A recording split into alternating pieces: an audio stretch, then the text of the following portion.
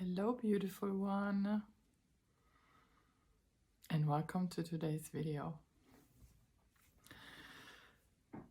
Why is it important that we know about our own trauma responses on our own trauma? And I mean with that, of course, it is can help to understand when we understand exactly what happened outside that that caused this experience inside of us.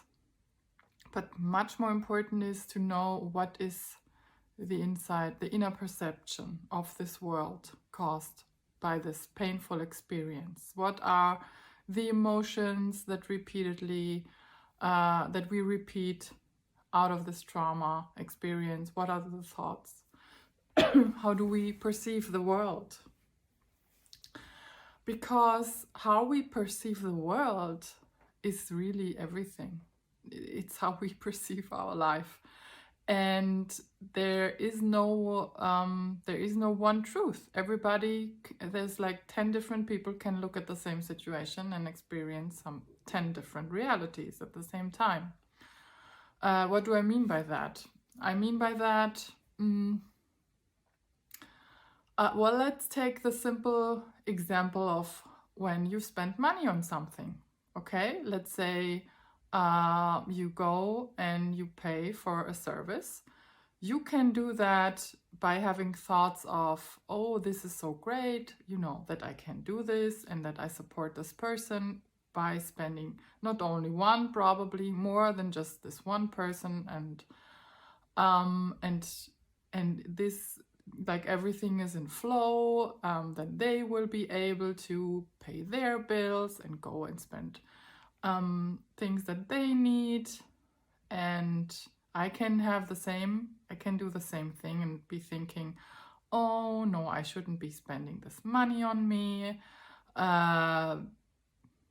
this is not okay, I should hold on to this, what if tomorrow I don't have something? So I can feel how this feels so different, how the second one, you are just so tense and fearful, and of course, from a tense and a fearful place, I have said this many times, your brain is not functioning well when you are in fear. Like, big parts of your brain, they are not being active. You cannot have creative ideas, which then we are meant to have creative ideas. We are meant to create things. We are meant to create nice experiences, nice atmospheres, we are constantly creating. When we cook, we create a nice meal. When we have a conversation with somebody, we create a conversation. So, and we are being a benefit to everybody that has to do with us when we are in our creative state. And also, of course, we feel much better, and this is part of our healing. Then we will be more and more whole, versus when we are in fear and when we are holding on to and we are seeing like a danger and everything and catastrophes. Then we are not having such a positive effect on our surroundings, but also it's harmful for us, for our body, and if this goes on for a long time, the body gets sick. And the digestion can affect the sleep, it can affect the heart, many different areas of the body, the immune system.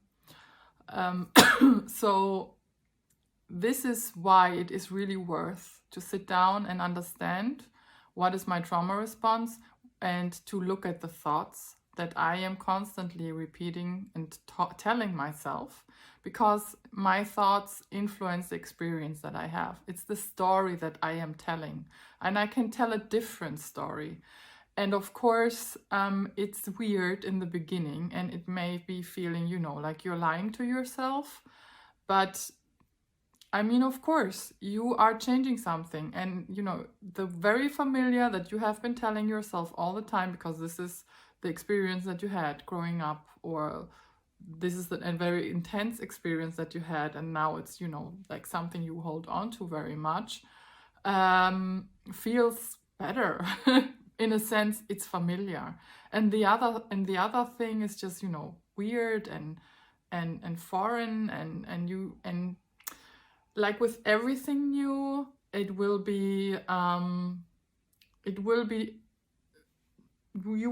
will feel like, you know, you have to overcome something all the time. Like it's like when you learn a new language. In the beginning it is difficult, but then with time you get more familiar and more used to it. I mean, listen to me now.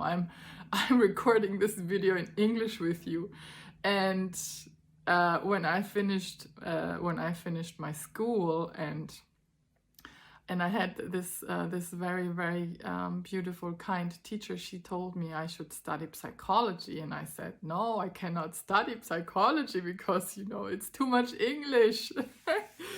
Now listen to me. So my point is, in the beginning, of course, we have resistance. Don't listen to the voice of resistance. Don't listen to the voice of resistance. Just keep going.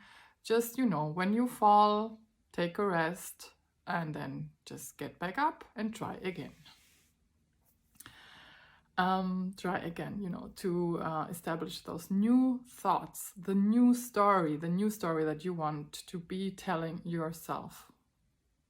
And yeah, what story do you want to be telling yourself? What kind of experience do you want to have every day when you walk through life?